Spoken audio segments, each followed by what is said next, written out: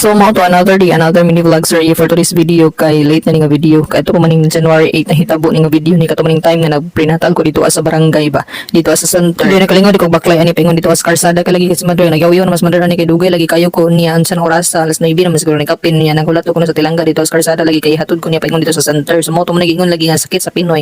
Kung kinsa pa hinuon tong kuan lagi maglangan-langan pa hinuon no. Kana bitang hinuon nga bis magdali maglangan-langan no. Ang maglangan-langan magdali o di ba na balik. Kay ang plano ron po na kuan ni is kuan man gatuloy paglangan langan kay ang plano ron po na ko is magbaklay-baklay lagi po ko hinahinay ba paingon dito sa ibabaw bitaw kay para madala exercise na pud unya karon kay nga na malagingan nasa tilangga lagi ng hatod so mao to nagdali na lang po ko din ha kay perting nga ni mother kay kalagi langan niya na yung katagal. So mao to pagabot ko diri sa karsada ako na po dito nagpaabot nila imbis kay ganina sila gapaabot na ako na pagapaabot nila kay dapat igi kon sa tilangga ato so mao to puli gid ba depende gid sa pagsabot gid.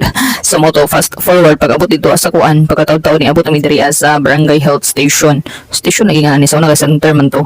So mao to nagpakuha di kong BP ani shout out sa nagkuha sa kong BP si tingnan to niya ay nakalimot tuon sa tuyang ngalan basta kay kuan BHW to siya sa shout out ni Mote sa daghang salamat sa pagkuha sa kong BP and then nagkuha pa niya akong timbang si Tijulavit Maiktin shout out thank you so much and na-shockins kay kung timbang kay itong niagi 55 man to karon niabot na og 57 so mao to 2 ka kilo ang gitubo pod unya murag 2 ka kilo siguro po to kung nakaon atong Pasko New Year ba so mao to murag gamay-gamay ra ang nito gamay-gamay ra ang gitubo gamay amsa na gamay-gamay ra gyud ang gitubo amsa dako naman gid ka kilo bi pod no so mao to nakaingon ko maabot mga 60 na ba kay daw ubay utong nakaon gyud itong Pasko New Year so mo to pagkatato na to gisugdan na dayon og kuan kay karon parang schedule sa pag-immunize sa mga bata og at the same time prenatal sa mga buros and giuna din yung mga bata ani og immunize kay ubay gid po ni mga bata ani pud magsilbi og dili unahon ni mga bata ani kay grabe naman kay kalingasa gyud kay kanang gipangsapot na bitaw niya lahi ni mga bata og pangsapoton samot kay di ba mahibaw-an kanang mga nani pangidaron kaning nas mga kuan pabitaw kaning mga months ang uban kay kuan di ta kahibaw unsay pasabot sa ilang sapot na uban gipangsapot igigang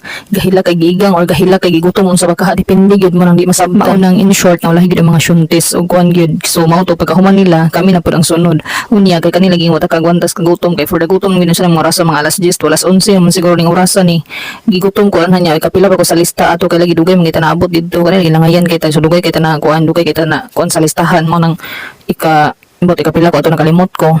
So mo to naghulat-hulat sa ko diha kay napampay na una lagi nako. Unya pagkataod-taod ato gitawag nako kay ako anang kuan ako ni sunod. So mo to pagkahuman ang ending wa ko na injikan kay lagi gigutom. Ngaduha-duha pud tong midwife mo injik nako kay nya kuno kuan bitaw kanang gutom. So mo to wala na injikan bisa mong gulo dito is pa-injik taon tato. Unta to og sikando sa titi. So wala na injikan ang first son. So mo to for dauli na lang ta din og malinawon. Wala tayo car. Wala tayo van. Wala mag-van at rasag lakaw. Mapagpahuman